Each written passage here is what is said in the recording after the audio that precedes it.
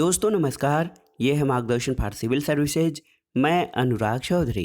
दोस्तों आज की वीडियो में प्रस्तुत है विभिन्न परीक्षाओं के लिए उपयोगी पर्यावरण एवं पारिस्थितिकी का महत्वपूर्ण प्रैक्टिस सेट, जिसमें हम पर्यावरण, जैवमंडल और पारिस्थितिकी एवं पारिस्थितिकी तंत्र से संबंधित महत्वपूर्ण प्रश्नों को सॉल्व करेंगे। दोस्तों ये वीडियो उत्तर प्रदेश लोक सेवा आयोग और उत्तर प्रदेश अधीनस्थ सेवा चयन आयोग द्वारा आयोजित विभिन्न परीक्षाओं जैसे यूपीपीसीएस प्रारंभिक परीक्षा, आरओ यानी समीक्षाधिकारी, सहायक समीक्षाधिकारी, लोअर पीसीएस, इसके साथ गवर्नमेंट इंटर कॉलेज प्रवक्ता, government degree college, LT grade, ACF, RFO तथा कृषि सेवा परीक्षाओं के लिए विशेष रूप से उपयोगी है। तो आइए शुरू करते हैं आज का प्रैक्टिस सेट, पर्यावरण एवं पारिस्थितिकी के महत्वपूर्ण प्रश्नों का प्रैक्टिस सेट संख्या 1। दोस्तों सबसे पहले इसमें हम पर्यावरण से संबंधित महत्वपूर्ण प्रश्नों को सॉल्व करेंगे। देखिए यहाँ पे आज का जो प्रैक्टिस सेट है, इसका पहला प्रश्न है दोस्तों, सामान्यतया पर्यावरण को निम्न प्रकार से वर्गीकृत किया जाता है, इनमें से कौन सा एक इस वर्गीकरण का अंश नहीं है, आपको बताना है। ऑप्शन है आपके परिचालन पर्यावरण, भौतिक पर्यावरण, सांस्कृतिक पर्यावरण और जैविकीय पर्यावरण। तो दोस्तों पर्यावरण को भौतिक, सांस्कृतिक और जैविकीय पर्यावरण के रूप में वर्गीकृत किया जाता है। परिचालन पर्यावरण इसका अंश नहीं है। अगला प्रश्न है दोस्तों, देखिए पर्यावरणीय कुजनेट्स वक्र पर्यावरणीय क्षति और प्रति व्यक्ति जीडीपी के मध्य संबंध को दर्शाता है। इस पर्यावरणीय कुजनेट्स वक्र का आकार किस प्रकार का होता है? तो उत्तर है दोस्तों उल्टा यू आकार का। पर्यावरणीय कुजनेट्स वक्र जो होता है ये पर्यावरणीय क्षति और प्रति व्यक्ति जीडीपी के मध्य संबंध को दर्शाता है और इसका आकार यू आकार के यानी उल्टा यू आकार में होता है। अगला प्रश्न देखते हैं दोस्तों, मानव गतिविधियों से परिवर्तित पर्यावरण क्या कहलाता है? ऑप्शन है आपके नैसर्गिक पर्यावरण, एंथ्रोपोजेनिक पर्यावरण, शहरी पर्यावरण या आधुनिक पर्यावरण। तो सही उत्तर है ऐसा पर्यावरण जो मानवीय गतिविधियों से परिवर्तित होता है उसको एंथ्रोपोजेनिक पर्यावरण कहा जाता है। ऑप्शन बी आपका सही उत्तर है। अगला प्रश्न है दोस्तों, जैविक और अजैविक संघटकों के मध्य बिचौलिया का कार्य या मीडिएटर का कार्य कौन करते हैं? जैविक और अजैविक संघटकों के मध्य बिचौलिया का कार्य कौन करते हैं? ऑप्शन है आपके परजीवी, वियोजक, उत्पादक और उपभोक्ता। तो सही उत्तर है दोस्तों ऑप्शन सी उत्पादक। उत्पादक हरे पौधे होते हैं जो सूर्य के प्रकाश में जो है दोस्तों कार्बन डाइऑक्साइड और जल के प्रयोग से अपने भोजन का निर्माण करते हैं और ये मिट्टी में पनपते हैं। कुल मिलाकर जैविक और अजैविक संघटकों के मध्य मीडिएटर का कार्य उत्पादकों के द्वारा किया जाता है। अगला प्रश्न देखते हैं दोस्तों, पर्यावरण का अर्थ क्या है? आपको बताना है कि पर्यावरण का अर्थ क्या होता है। तो उत्तर है जल, वायु, भूमि, वनस्पति और प्राणियों के संबंध और अंतर संबंधों को पर्यावरण कहा जाता है। तो दोस्तों पर्यावरण जल, वायु, भूमि, वनस्पति और प्राणियों के मध्य अंतर संबंधों से बनता है। अगला प्रश्न है, पर्यावरण से अभिप्राय क्या है? आपको बताना है। ऑप्शन देख लीजिए दोस्तों, भूमि, जल, वायु, पौधों और पशुओं की प्राकृतिक दुनिया जो इनके चारों ओर अस्तित्व में है, सही है। उन संपूर्ण दशाओं का योग जो व्यक्ति को एक समय एक बिंदु पर घेरे रहती है, ये भी सही है। भौतिक, जैविकी और सांस्कृतिक तत्वों की अंतःक्रियात्मक व्यवस्था जो अंतः संबंधित होते हैं, सही है। तो ऑप्शन डी आपका सही उत्तर हो जाएगा उपर्युक्त सभी, क्योंकि पर्यावरण जो है इन सभी से संबंधित है। अगला प्रश्न है दोस्तों, विश्व पर्यावरण दिवस कब मनाया जाता है? आपको बताना है। तो आप जानते हैं प्रतिवर्ष 5 जून को विश्व पर्यावरण दिवस मनाया जाता है। यही प्रश्न एक बार और पूछा है। देखिए विश्व पर्यावरण दिवस प्रतिवर्ष 5 जून को मनाया जाता है। पर्यावरण के क्षेत्र में दिए जाने वाले पुरस्कारों से संबंधित है अगला प्रश्न। देखिए राजीव गांधी पर्यावरण पुरस्कार दिया जाता है किस क्षेत्र में योगदान के लिए? तो उत्तर है स्वच्छ प्रौद्योगिकी यानी क्लीन टेक्नोलॉजी के विकास में दोस्तों राजीव गांधी पर्यावरण पुरस्कार दिया जाता है। अगला प्रश्न है दोस्तों, यहाँ पर देखिए प्रत्येक वर्ष दिए जाने वाले इंदिरा गांधी पर्यावरण पुरस्कार का आधार क्या होता है? तो उत्तर है इंदिरा गांधी पर्यावरण पुरस्कार का आधार होता है पर्यावरण के क्षेत्र में सार्थक योगदान। दोस्तों, पर्यावरण के क्षेत्र में सार्थक योगदान देने वाले व्यक्तियों को इंदिरा गांधी पर्यावरण पुरस्कार दिया जाता है। अगला प्रश्न है, ग्लोबल 500 पुरस्कार प्रदान किए जाते हैं किस क्षेत्र में? तो उत्तर है दोस्तों, ग्लोबल 500 पुरस्कार पर्यावरण सुरक्षा और पर्यावरण प्रतिरक्षा के लिए दिया जाता है। तो सही उत्तर आपका हो जाएगा ऑप्शन सी, ग्लोबल 500 पुरस्कार पर्यावरण प्रतिरक्षा के लिए दिया जाता है।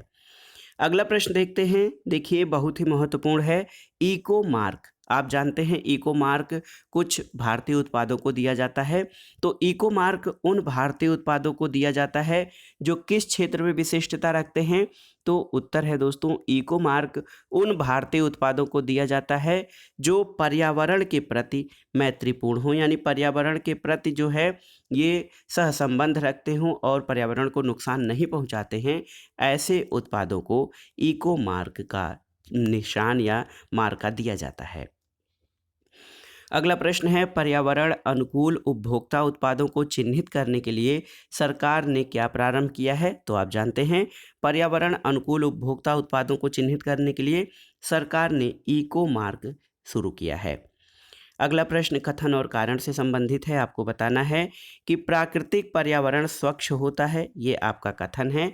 आप जानते हैं कि प्राकृतिक पर्यावरण दोस्तों ये आपका स्वच्छ होता है और मानव क्रियाएं पर्यावरणीय प्रदूषण का कारक हैं। दोस्तों, मानव क्रियाएं पर्यावरणीय प्रदूषण का कारक हैं। इसके अलावा कुछ प्राकृतिक प्रक्रियाएं भी पर्यावरणीय प्रदूषण का कारक होती हैं, जैसे जो है दोस्तों ज्वालामुखी का विस्फोट, ये भी पर्यावरणीय प्रदूषण का कारक है। तो इसमें आपका हो जाएगा ए और आर दोनों सही हैं, लेकिन आर ए की सही व्याख्या नहीं करता है, क्योंकि मानवीय क्रियाओं के अलावा केवल मानवीय क्रियाएं ही नहीं बल्कि कुछ प्राकृतिक क्रियाएं भी पर्यावरणीय प्रदूषण का कारक होती हैं। अगला प्रश्न है, विश्व पर्यावरण सुविधा का आरंभ किस वर्ष हुआ था? आपको बताना है। तो उत्तर है 1991 में। वर्ष 1991 में विश्व पर्यावरण सुविधा का आरंभ हुआ था। अगला प्रश्न देखते हैं दोस्तों, पर्यावरण अपकर्ष या जिसको इन्वायरमेंटल डिग्रेडेशन कहा जाता है, इसका अभिप्राय क्या है? तो देखिए, पर्यावरणीय गुणों का पूर्ण रूप से निम्नीकरण, मानवीय क्रियाकलापों से विपरीत परिवर्तन लाना, पारिस्थितिकी भिन्नता के परिणाम स्वरूप पारिस्थितिकी असंतुलन, उपर्युक्त सभी। तो दोस्तों, उपर्युक्त सभी पर्यावरण अपकर्ष से इसका संबंध है। ऐसी क्रियाएं जिससे पर्यावरण के गुणों का निम्नीकरण होता है, मानवीय क्रियाकलापों से पर्यावरण में विपरीत परिवर्तन आता है और पारिस्थितिकी विभिन्नता के परिणाम स्वरूप पारिस्थितिकी में असंतुलन होता है, इन सब का जो अभिप्राय है वो पर्यावरणीय अपकर्ष से है। पर्यावरण के बाद आइए देखते हैं जैवमंडल और बायोम से संबंधित प्रश्न को। प्रश्न है कि सूची 1 का सूची 2 से मिलान करना है। तो यहाँ पर देखिए, सूची 1 का सूची 2 से मिलान किस प्रकार से होगा। नोक्रेक आपका मेघालय में है दोस्तों। नोक्रेक जो वन्यजीव अभयारण्य है ये मेघालय में है। मानस आप जानते हैं, मानस जो है ये असम में स्थित है। सिमलीपाल उड़ीसा में है और अगस्तमलाई ये केरल में स्थित है। तो इस आधार पर सही कूट आपका हो जाएगा ऑप्शन सी, 3, 1, 4 और 2। अगला प्रश्न है दोस्तों, देखिए बहुत ही महत्वपूर्ण प्रश्न है, सुपोषण या यूट्रोफिकेशन के संबंध में कौन सा कथन सही है? कथन 1 है कि यह जल में घुलित ऑक्सीजन को कम करता है, ये सही है। और यह जल निकाय के पोषक तत्व संवर्धन की घटना है, ये भी सही है। तो सही उत्तर ऑप्शन सी हो जाएगा। 1 और 2 दोनों सही हैं सुपोषण यानी यूट्रोफिकेशन के संदर्भ में। अगला प्रश्न है, निम्नलिखित में से कौन सा एक मानव जनित जीवों का उदाहरण है? ऑप्शन देख लेते हैं। जल प्रवाह तंत्र, प्राकृतिक घास के मैदान, वर्षा वन या फिर कृषि भूमि। तो दोस्तों, जल प्रवाह तंत्र, प्राकृतिक घास के मैदान, वर्षा वन ये सभी प्राकृतिक जीवों के उदाहरण हैं, जबकि कृषि भूमि मानव जनित जीवों या कृत्रिम जीवों का उदाहरण है। अगला प्रश्न दोस्तों, सूची 1 का सूची 2 से सुमेलन करना है। यहाँ पर देखिए और इस आधार पर आपको सही उत्तर का चयन करना है।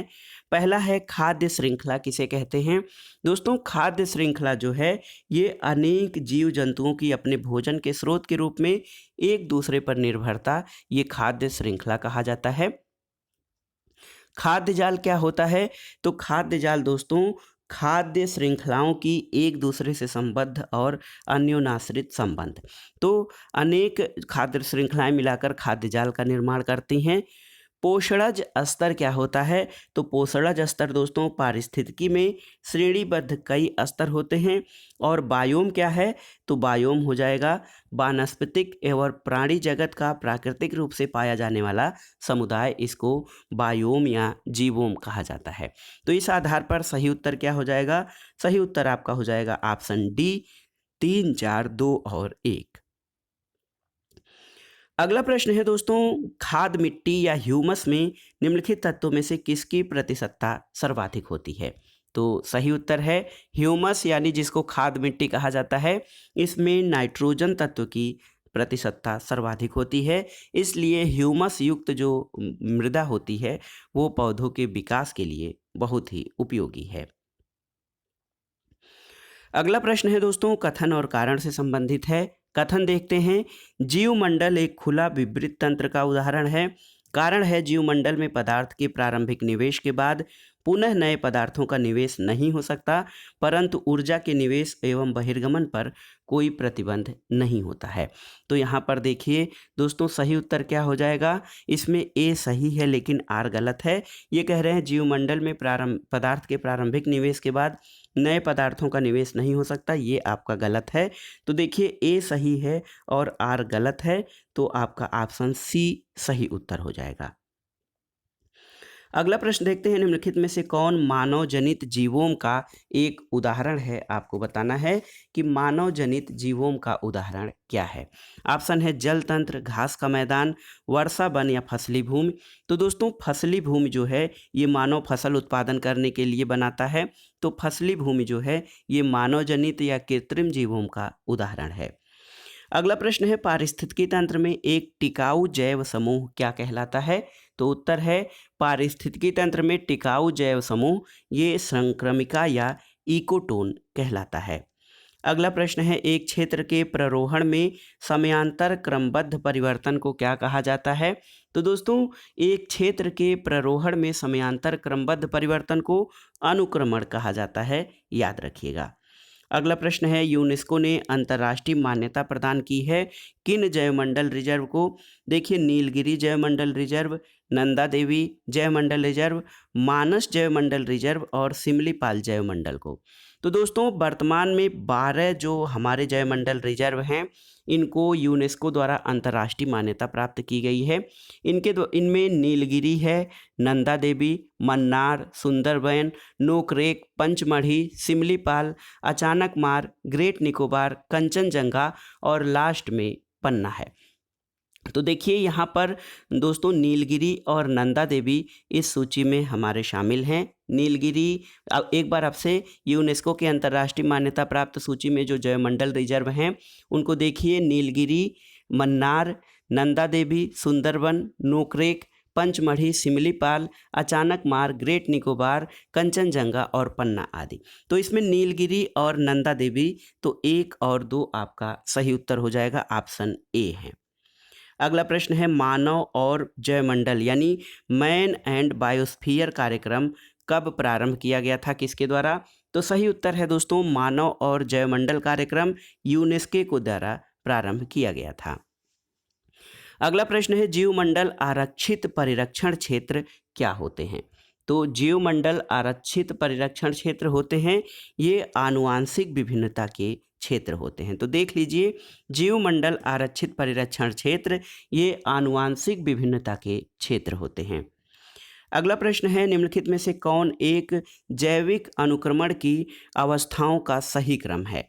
तो जैविक अनुक्रमण की जो अवस्थाएं हैं उनका सही क्रम होता है, देखिए सबसे पहले नग्नीकरण, उसके बाद प्रवास, फिर आस्थापन, उसके बाद प्रतिक्रिया और फिर लास्ट में स्थिरीकरण। तो दोस्तों ये जो है जैविक अनुक्रमण की प्रावस्थाओं का सही क्रम है।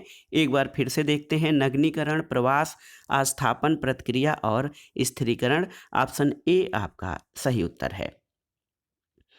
अगला प्रश्न है दोस्तों, पारिस्थितिकी अनुक्रमण के 4 महत्वपूर्ण चरण कौन से होते हैं, उनका सही अनुक्रम आपको बताना है।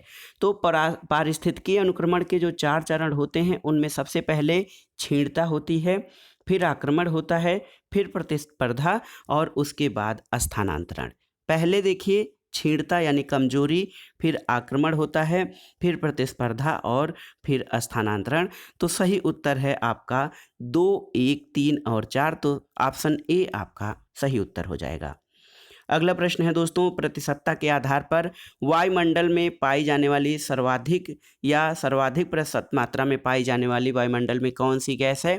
तो सही उत्तर है नाइट्रोजन। आप जानते हैं नाइट्रोजन गैस जो है वायुमंडल में 78.09%, ऑक्सीजन 20.95%, इसके अलावा 0.93% आर्गन और अन्य गैसें कार्बन डाइऑक्साइड और जलवाष्प आदि वायुमंडल में पाए जाते हैं। तो सर्वाधिक प्रतिशत मात्रा में नाइट्रोजन पाई जाती है वायुमंडल में।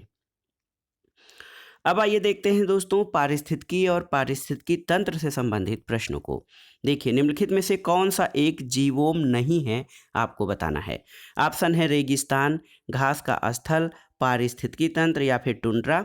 तो सही उत्तर है दोस्तों पारिस्थितिकी तंत्र जीवोम का उदाहरण नहीं है, क्योंकि रेगिस्तान, घास का स्थल और टुंड्रा ये जीवोम या बायोम के उदाहरण हैं, जबकि पारिस्थितिकी तंत्र जीवोम नहीं है।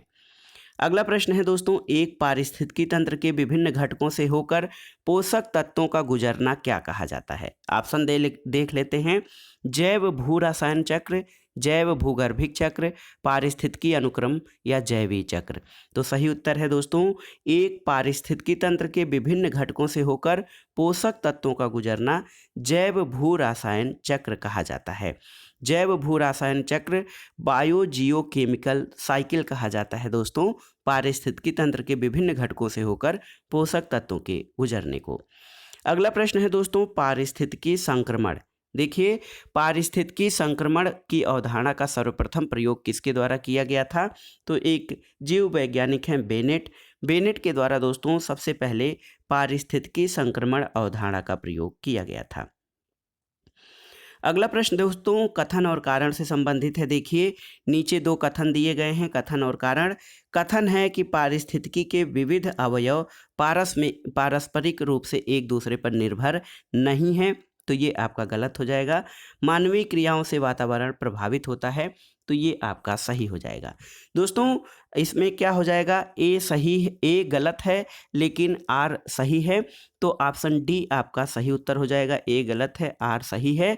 दोस्तों पारिस्थितिकी के जो विविध अवयव होते हैं ये एक दूसरे पर आपस में जो कह रहा है कथन में निर्भर नहीं होते हैं, ये इसलिए गलत है क्योंकि पारिस्थितिकी के जो विविध अवयव होते हैं आपस में एक दूसरे पर निर्भर और अंतर संबंधित होते हैं।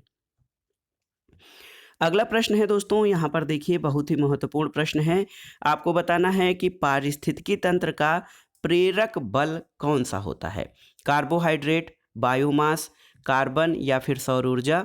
तो सही उत्तर है ऑप्शन डी सौर ऊर्जा। दोस्तों पारिस्थितिकी तंत्र का प्रेरक बल सोलर एनर्जी या सौर ऊर्जा होता है।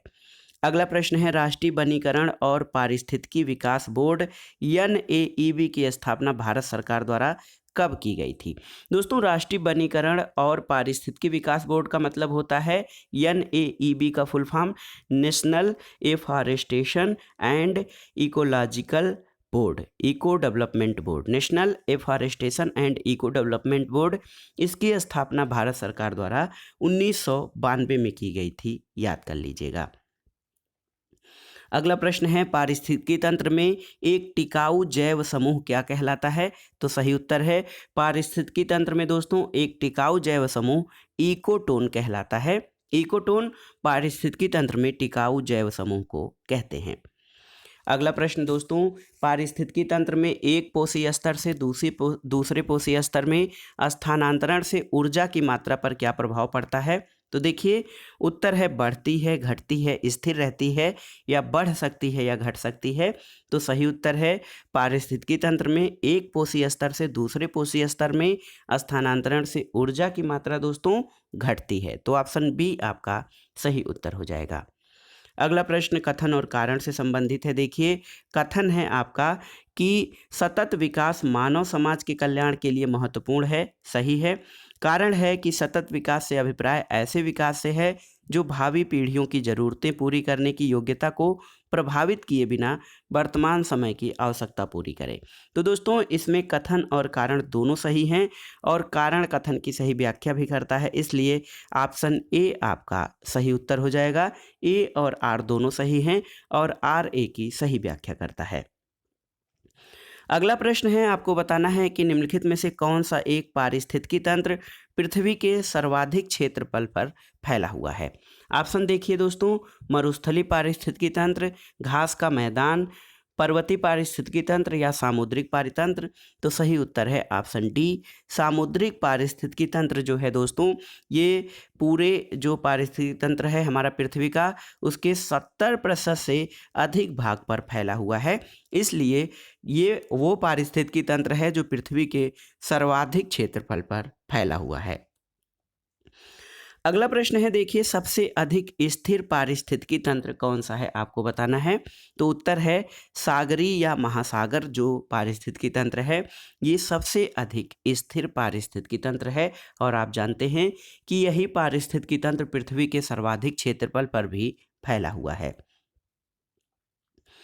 अगला प्रश्न है दोस्तों, पश्चिमी घाट पारिस्थितिकी की विशेषज्ञ पैनल या WGEEP का अगुवा या अध्यक्ष कौन है? तो दोस्तों, पश्चिमी घाट पारिस्थितिकी की विशेषज्ञ पैनल के अध्यक्ष माधव गाडगिल हैं। माधव गाडगिल की अध्यक्षता में पश्चिमी घाट पारिस्थितिकी की विशेषज्ञ पैनल का गठन किया गया है, जिसके द्वारा पश्चिमी घाट में जैव विविधता आदि संरक्षण तथा उनके नुकसानों का आकलन करने का अध्ययन किया जा रहा है।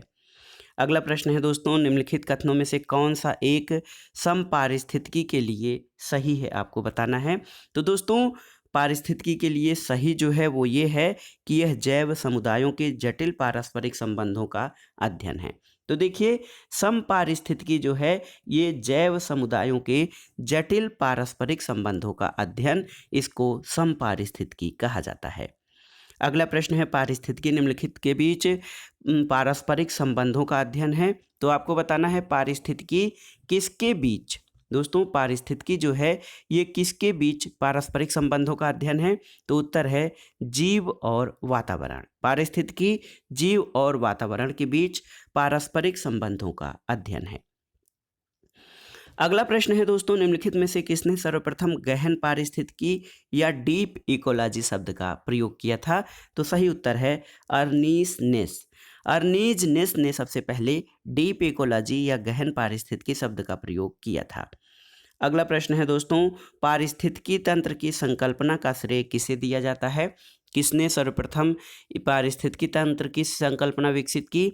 तो सही उत्तर है A.G. टांसले। दोस्तों, A.G. टांसले पारिस्थितिकी तंत्र की संकल्पना के विकास करने के लिए बहुत ही महत्वपूर्ण हैं और पारिस्थितिकी तंत्र की संकल्पना का श्रेय A.G. टांसले को दिया जाता है। अगला प्रश्न है दोस्तों, पारिस्थितिकी निकेत या आला की संकल्पना को किसने प्रतिपादित किया था? आपको बताना है पारिस्थितिकी निकेत अथवा आला की संकल्पना। तो सही उत्तर है ग्रीनेल्स। ऑप्शन ए आपका सही उत्तर है। दोस्तों, ग्रीनेल्स ने पारिस्थितिकी निकेत की संकल्पना को विकसित किया था। अगला प्रश्न है दोस्तों, निम्नलिखित में से कौन कृत्रिम पारिस्थितिकी तंत्र है? धान का खेत, वन, घास का मैदान और झील। तो देखिए, धान का खेत आपका कृत्रिम पारिस्थितिकी तंत्र है और अन्य जो हैं वो प्राकृतिक पारिस्थितिकी तंत्र के उदाहरण हैं। अगला प्रश्न है, प्रदूषण नियंत्रण के उद्देश्य से राष्ट्रीय झील संरक्षण योजना के अंतर्गत जिन शहरी क्षेत्रों में पड़ने वाले जलमग्न भूमि को चुना गया है वो कौन से हैं? तो ये हैं दोस्तों भोज मध्य प्रदेश, सुखना चंडीगढ़ और पिचोला राजस्थान। तो ये हो जाएंगे 1, 2 और 4। तो सही उत्तर आपका ऑप्शन डी हो जाएगा। प्रदूषण नियंत्रण के उद्देश्य से राष्ट्रीय झील संरक्षण योजना के अंतर्गत शहरी क्षेत्रों में पड़ने वाले जलमग्न भूमि जैसे भोज जो है मध्य प्रदेश में, शहरी क्षेत्र में सुखना झील ये चंडीगढ़ में और पिचोला राजस्थान में है। तो 1, 2, 4 आपका सही उत्तर हो जाएगा। अगला प्रश्न है, निम्नलिखित में से कौन सी पारिस्थितिकी मानव द्वारा रूपांतरित है, आपको बताना है। तो इसमें सही उत्तर है कृषि भूमि। कृषि भूमि मानव द्वारा रूपांतरित पारिस्थितिकी है, जबकि वन, मरुस्थल और चारागाह ये प्राकृतिक पारिस्थितिकी के उदाहरण हैं। अगला प्रश्न है, निम्नलिखित आर्द्र क्षेत्रों में से किन्हें रामसर का दर्जा प्राप्त है। देखिए, चिल्का झील, लोकटक झील, केवलादेव या बूलर झील। तो सही उत्तर है ऑप्शन डी सभी। दोस्तों, रामसर जो है आर्द्र क्षेत्र, ये ईरान के रामसर शहर में एक समझौता हुआ था। इसमें आर्द्र भूमि यानी वेटलैंड या नम भूमियों के संरक्षण के लिए प्रयास किए गए थे। और दोस्तों, रामसर का दर्जा चिल्का, लोकटक, केवलादेव और बूलर ऑप्शन में सभी झीलों को दिया गया है। जो झीलें संवेदनशील हैं और जिनके सुरक्षा की जो है व्यवस्था करनी है, उन झीलों को रामसर का दर्जा दिया गया है। अगला प्रश्न है, पारिस्थितिकी निकाय के रूप में आर्द्र भूमि या बरसाती जमीन किस लिए उपयोगी है, आपको बताना है। तो देखिए, पोषक पुनर्प्राप्ति और चक्रण के लिए, पौधों द्वारा अवशोषण के माध्यम से भारी वस्तुओं को अवमुक्त करने के लिए, तलछट रोककर नदियों का गादीकरण कम करने के लिए और उपर्युक्त सभी। तो सही उत्तर है दोस्तों आर्द्र भूमि या नम भूमि जिसको वेटलैंड कहा जाता है, इनका संरक्षण इन सभी चीज़ों के लिए उपयोगी है। ऑप्शन डी आपका सही उत्तर है। अगला प्रश्न है, रामसर सम्मेलन संरक्षण किससे संबंधित था। तो सही उत्तर है नम भूमि या आर्द्र भूमियों के संरक्षण से ईरान के रामसर शहर में सम्मेलन हुआ था, जिसको रामसर सम्मेलन कहा जाता है। अगला प्रश्न है, भारत के निम्नलिखित पारिस्थितिकी क्षेत्रों में से कौन सा सही सुमेलित नहीं है, आपको बताना है। देखिए, दक्षिणी पश्चिमी घाट आर्द्र वन ये आपका सही सुमेलित है। तराई दुआर चौड़ी पत्ती वाले वन सही सुमेलित है। कच्छ का रण घास के प्रदेश ये सही सुमेलित है। पूर्वी दक्कन पठार आर्द्र वन ये सही सुमेलित नहीं है। पूर्वी दक्कन पठार में आर्द्र वन नहीं पाए जाते हैं। ऑप्शन डी आपका सही सुमेलित नहीं है, जबकि अन्य विकल्प सही सुमेलित हैं। अगला प्रश्न है, निम्नलिखित वृक्षों में से कौन सा पारिस्थितिकी मित्र नहीं है। बबूल, यूकेलिप्टस, नीम या पीपल। तो उत्तर है यूकेलिप्टस। दोस्तों, यूकेलिप्टस पारिस्थितिकी मित्र नहीं है। निम्नलिखित वृक्षों में से कौन सा वृक्ष पर्यावरणीय संकट माना जाता है। तो यूकेलिप्टस को पर्यावरणीय संकट माना जाता है, क्योंकि ये बहुत अधिक मात्रा में जल का अवशोषण करता है। अगला प्रश्न है दोस्तों, जैव पारिस्थितिकी या बायोनोमिक्स के जो है इसमें कौन सा कथन सही है। इसका शाब्दिक अर्थ होता है जीवन का प्रबंध। यह पारिस्थितिकी का पर्याय है और यह प्राकृतिक तंत्रों के मूल्यों पर जोर देता है जो मानव तंत्रों को प्रभावित करते हैं। तो इसमें इन कथनों में से आपको बताना है कि कौन से कथन सही हैं। दोस्तों, जैव पारिस्थितिकी जो है जीव समुदायों और उसके पर्यावरण के साथ संबंधों का अध्ययन करता है। इसका शाब्दिक अर्थ जीवन का प्रबंध नहीं होता है। तो इसमें 2 और 3 आपके सही हैं। ऑप्शन सी सही उत्तर हो जाएगा। केवल 2 और 3 सही हैं, 1 सही नहीं है। अगला प्रश्न है, कथन और कारण से संबंधित है। निम्नलिखित कथनों पर विचार कीजिए। एक बायोम एक पारिस्थितिकी तंत्र होता है, सही है। और यदि एक प्रदेश के जैव और अजैव दोनों तत्व सम्मिलित किए जाते हैं। तो सही उत्तर है ऑप्शन ए और बी, ए और आर दोनों सही हैं और आर ए की सही व्याख्या करता है। क्योंकि दोस्तों, एक बायोम एक पारिस्थितिकी तंत्र होता है, क्योंकि एक प्रदेश के जैव और अजैव तत्व इसमें दोनों शामिल किए जाते हैं। अगला प्रश्न देखते हैं दोस्तों, निम्नलिखित में से कौन सही सुमेलित है, आपको बताना है। पर्वत सर्वाधिक अस्थायी पारिस्थितिकी तंत्र ये सही सुमेलित नहीं है। अजैविक अवयव जीवाणु ये भी सही सुमेलित नहीं है। हरे पौधे पारिस्थितिकी तंत्र सही है। वर्षा ग्लोबल वार्मिंग सही सुमेलित नहीं है। तो दोस्तों, देखिए यहाँ पर पर्वत जो है सर्वाधिक अस्थायी पारितंत्र नहीं, बल्कि समुद्र सर्वाधिक अस्थायी पारितंत्र हैं। अजैविक अवयवों में जीवाणु नहीं, जीवाणु जो है ये जैविक अवयव होते हैं। हरे पौधे पारिस्थितिकी तंत्र के महत्वपूर्ण अवयव या उत्पादक होते हैं। वर्षा से ग्लोबल वार्मिंग नहीं, बल्कि कार्बन डाइऑक्साइड और औद्योगिक प्रदूषण से ग्लोबल वार्मिंग होता है। तो ऑप्शन सी आपका सही सुमेलित है, अन्य विकल्प सही सुमेलित नहीं है। अगला प्रश्न है, निम्नलिखित में से कौन सा एक पारिस्थितिकी तंत्र पृथ्वी के सर्वाधिक क्षेत्र पर फैला हुआ है? तो आप जानते हैं समुद्री या सामुद्रिक पारितंत्र ये पृथ्वी के सर्वाधिक क्षेत्रफल पर फैला हुआ है। ये प्रश्न यही देखिए यूपी पीसीएस प्री और लोअर पीसीएस में दोनों में पूछा गया है कि कौन सा पारिस्थितिकी तंत्र पृथ्वी के सर्वाधिक क्षेत्रफल पर फैला हुआ है। तो ये है दोस्तों सामुद्रिक या महासागरीय पारितंत्र जो है ये पृथ्वी के सर्वाधिक क्षेत्रफल पर फैला हुआ है। दुनिया का सबसे बड़ा पारिस्थितिकी तंत्र कौन सा है? तो ये है समुद्र। दोस्तों समुद्र पृथ्वी के 2/3 भाग पर विस्तृत हैं, इसलिए इनको विश्व का सबसे बड़ा पारिस्थितिकी तंत्र कहा जाता है। अगला प्रश्न है, निम्नलिखित में से कौन सा एक पारिस्थितिकी तंत्र की जैव विविधता की बढ़ोतरी के लिए उत्तरदायी नहीं है? देखिए पारिस्थितिकी तंत्र की उत्पादकता, मध्य व्यवधान, पारिस्थितिकी तंत्र की आयु और पोषण स्तरों की कम संख्या। देखिए पोषण स्तरों की कम संख्या पारिस्थितिकी तंत्र की जैव विविधता बढ़ोतरी के लिए उत्तरदायी नहीं है। अन्य कारक जो हैं उत्तरदायी हैं पारिस्थितिकी तंत्र की जैव विविधता की बढ़ोतरी के लिए। अगला प्रश्न है, निम्नलिखित में से कौन प्रवाल विरंजन में सर्वाधिक महत्वपूर्ण कारक है? तो ऑप्शन है देखिए प्रवाल शैलों का खनन, प्रवाल रोगों का फैलना, सागरी जल में अवसादों का जमाव या वैश्विक उष्मन। तो दोस्तों ग्लोबल वार्मिंग या वैश्विक तापन ये प्रवाल विरंजन में सर्वाधिक महत्वपूर्ण कारक है। अगला प्रश्न है, निम्नलिखित में से किस कार्य से पारिस्थितिकी संतुलन बिगड़ता है? यहाँ पर देखिए लकड़ी काटना, सामाजिक वानिकी, वन महोत्सव या वनारोपण। तो उत्तर है लकड़ी काटना। दोस्तों वृक्षों को काटने से पारिस्थितिकी संतुलन बिगड़ता है, जबकि पारिस्थितिकी संतुलन के लिए सामाजिक वानिकी, वन महोत्सव और वनारोपण जैसी विधियों का प्रयोग किया जाता है। अगला प्रश्न है दोस्तों, किस पर्यावरण में जैव द्रव्यमान का वार्षिक उत्पादन न्यूनतम होता है? ऑप्शन है आपके गहरे सागर, प्रेयरी, पतझड़ी वन या टैगा। तो सही उत्तर है दोस्तों गहरे सागर में जैव द्रव्यमान का वार्षिक उत्पादन न्यूनतम होता है। अगला प्रश्न एक कथन है, देखिए बहुत ही महत्वपूर्ण है।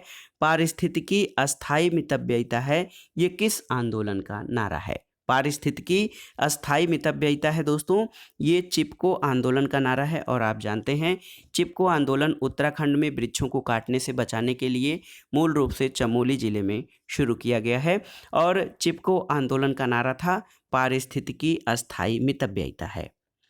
अगला प्रश्न है दोस्तों, पारिस्थितिकी पदछाप के माप की इकाई क्या है? आपको बताना है। तो सही उत्तर है भूमंडलीय हेक्टेयर। देखिए भूमंडलीय हेक्टेयर या ग्लोबल हेक्टेयर ये पारिस्थितिकी पदछाप या इकोलॉजिकल फुटप्रिंट के माप की इकाई है। अगला प्रश्न है, झील पारिस्थितिकी में पोषक तत्वों के प्रचुरण की प्रक्रिया को क्या कहते हैं? तो झील पारिस्थितिकी या जलीय तंत्र में पोषक तत्वों के प्रचुरण की मात्रा को सुपोषण या यूट्रोफिकेशन कहा जाता है। ऑप्शन डी आपका सही उत्तर हो जाएगा। अगला प्रश्न है दोस्तों, अधोलिखित में से कौन जीव से जैवमंडल तक जैविक संगठन का सही क्रम है? तो देखिए जीव से जैवमंडल तक का जो सही क्रम हो जाएगा वो हो जाएगा सबसे पहले जनसंख्या, उससे समुदाय, फिर पारिस्थितिकी तंत्र और फिर भूदृश्य यानी लैंडस्केप। तो कुल मिलाकर जीव से जैवमंडल तक का जैविक संगठन का सही क्रम हो जाएगा जनसंख्या, समुदाय, पारिस्थितिकी तंत्र और भूदृश्य। दोस्तों आज का जो प्रैक्टिस सेट हम सॉल्व कर रहे हैं इसका अंतिम प्रश्न है कि निम्नलिखित में से कौन पारिस्थितिकी तंत्र के विषय में सही नहीं है? यह अजैविक और जैविक दोनों घटकों से संयुक्त होता है, सही है। इसकी अपनी स्वयं की उत्पादकता होती है, सही है। यह एक बंद तंत्र होता है, सही नहीं है। और यह प्राकृतिक संसाधन तंत्र होता है, सही है। दोस्तों ऑप्शन सी पारिस्थितिकी तंत्र के विषय में सही नहीं है, क्योंकि पारिस्थितिकी तंत्र बंद तंत्र नहीं बल्कि एक खुला तंत्र होता है। तो दोस्तों ये था आज का वीडियो। इसमें हमने विभिन्न प्रतियोगी परीक्षाओं के लिए उपयोगी पर्यावरण और पारिस्थितिकी यानी इन्वायरमेंट एवं इकोलॉजी से संबंधित महत्वपूर्ण प्रश्नों का प्रैक्टिस सेट सॉल्व किया, जिसमें हमने परीक्षाओं की दृष्टि से संभावित और उपयोगी प्रश्नों को सॉल्व किया है। ये प्रश्न यूपीपीसीएस प्रारंभिक परीक्षा, government degree college, government inter college, इसके अलावा लोअर पीसीएस, समीक्षा अधिकारी, सहायक समीक्षा अधिकारी के साथ साथ दोस्तों एसीएफ यानी सहायक वन संरक्षक और वनाधिकारी परीक्षा तथा कृषि सेवा परीक्षा आदि के लिए बहुत ही उपयोगी हैं। तो वीडियो आपको कैसा लगा या प्रैक्टिस सेट आपको कैसा लगा, हमें कमेंट बॉक्स में ज़रूर बताइएगा। वीडियो को लाइक करें, शेयर करें और इस चैनल मार्गदर्शन फॉर सिविल सर्विसेज को सब्सक्राइब करें। वीडियो देखने के लिए धन्यवाद दोस्तों। नमस्कार।